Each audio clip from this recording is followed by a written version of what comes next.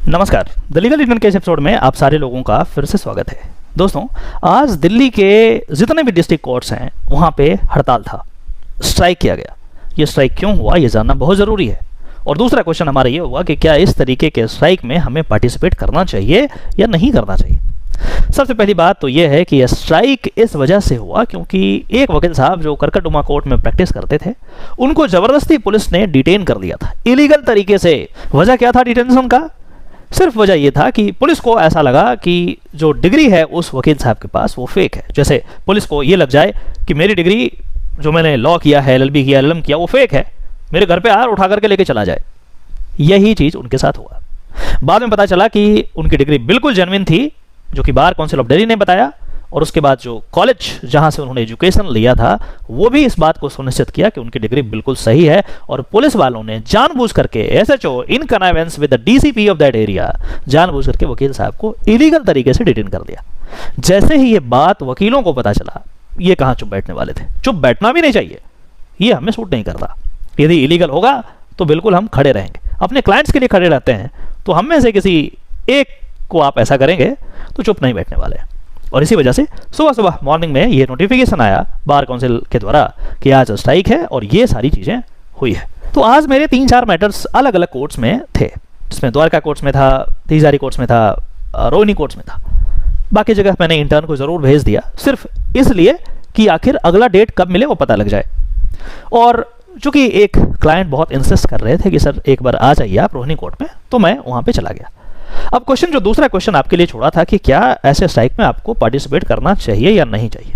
बिल्कुल करना चाहिए, 200% करना चाहिए। क्योंकि वकील यदि जाना जाता है ना, वो अपने यूनिटी के लिए जाना जाता है। यदि आप एक वकील से यदि आप बदतमीजी करेंगे, एक वकील के साथ गलत होगा, 1000 वकील वहाँ खड़े हो जाएंगे। इसीलिए जब भी प्रोफेशन की बात आए तो बिल्कुल इससे वफादार रहें। बार काउंसिल ने नोटिफिकेशन दिया कि साहब आज लीगल वर्क नहीं करना है तो नहीं करना है, वो सही है गलत है वो भाई बार काउंसिल जाने। मुझे तो नोटिफिकेशन आ गया जी, नोटिस आ गया कि आपको नहीं करना मतलब नहीं करना। बट फिर अगला क्वेश्चन आपका होगा तो सर आप क्यों रोहिणी कोर्ट चले गए। रोहिणी कोर्ट इसलिए गया क्योंकि वहाँ पे 3-4 क्लाइंट आए हुए थे और उनका प्रेजेंस मार्क कराना जरूरी था।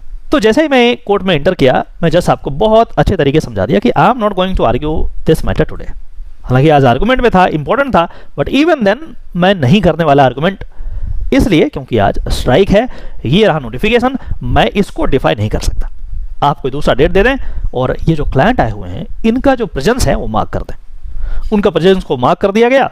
उसके बाद जज साहब ने कहा कि वकील साहब आप अपना भी नाम बता दें, आपका भी प्रेजेंस मार्क कर देता हूं। मैंने कहा नॉट एट ऑल मिलॉट, मैं अपना प्रेजेंस मार्क नहीं कर सकता क्योंकि मैं एक वकील के हैसियत से इस कोर्ट में आज खड़ा नहीं हूं।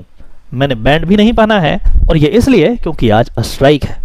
तो जब भी आपके दिमाग में ये क्वेश्चन उठे कि क्या स्ट्राइक में पार्टिसिपेट करना चाहिए या नहीं करना चाहिए, बिल्कुल करना चाहिए।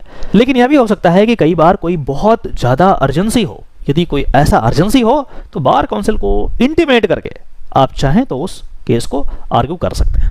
अर्जेंसी मतलब किसी की जान जा रही है, कोई जेल में चला जाएगा, कुछ इस तरीके की बातें हो जाए तो ऑब्वियसली आप बार काउंसिल को इन्फॉर्म कर दें कि साहब ऐसी है, बहुत अर्जेंसी है, इसीलिए मुझे करना पड़ेगा, otherwise I am with the bar. ये चीज़ क्लियर होना चाहिए। नॉर्मल चीज़ों में तो बिल्कुल भी नहीं। यदि आपके पास नोटिफिकेशन है बार का, बिल्कुल 200% उसको फॉलो कीजिए और अपने जो भी वकील भाई बहन हैं उनके साथ आपको खड़ा होना है। ये बात मैं इसलिए बोल रहा हूँ क्योंकि जो नए एडवोकेट्स हैं, हो सकता है उनके दिमाग में लगे अरे कोई बात नहीं, क्या फ़र्क पड़ता है, मैं कर देता हूँ आर्गूमेंट। नहीं करें, बिल्कुल भी नहीं करें। क्योंकि ये जो बार का स्ट्रेंथ है ना, ये हम सबसे होता है। जब हम एक दूसरे के साथ मिलकर के खड़े होते हैं, यूनाइट होते हैं, तब होता है। और वो भी इस तरीके के कार्य में जहां पे आपको दिख रहा है कि हम में से किसी एक को उठा लिया घर से पुलिस वालों ने जबरदस्ती। क्या चल रहा है, यह चीज़ तो हम बिल्कुल भी बर्दाश्त करने वाले नहीं हैं और करना भी नहीं चाहिए, किसी को नहीं करना चाहिए। तो इस वीडियो के माध्यम से मैं यह मैसेज देना चाहता हूं उन तमाम लॉ स्टूडेंट्स को, लॉ एस्पिरेंट्स को, young members of the bar को कि जब भी इस तरीके की बात हो जहां पे स्ट्राइक की बात करी गई हो, आपको बार के साथ खड़ा होना है क्योंकि बार ही हमारा स्ट्रेंथ है। आशा करता हूं कि इस वीडियो के माध्यम से आपने जरूर कुछ नया सीखा होगा। यदि ऐसा है तो इस वीडियो को वाइडली शेयर करें और इस चैनल को जरूर सब्सक्राइब कर दें क्योंकि इसी तरीके का ऑथेंटिक लीगल जानकारी आपके डोरस्टेप तक हमेशा पहुंचाते रहता हूं। चलिए फिर से मिलते हैं किसी और टॉपिक में, तब तक के लिए नमस्कार, जय हिंद।